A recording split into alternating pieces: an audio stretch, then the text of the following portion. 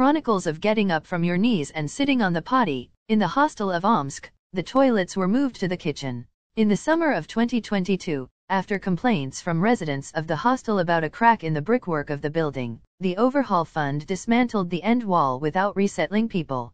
Behind the wall were toilets and showers for dormitories. While repairs are underway, and the span is on public display, the toilets have been moved to the kitchens. Thank you for watching my video. For more videos, stay connected and must subscribe my channel. Thank you.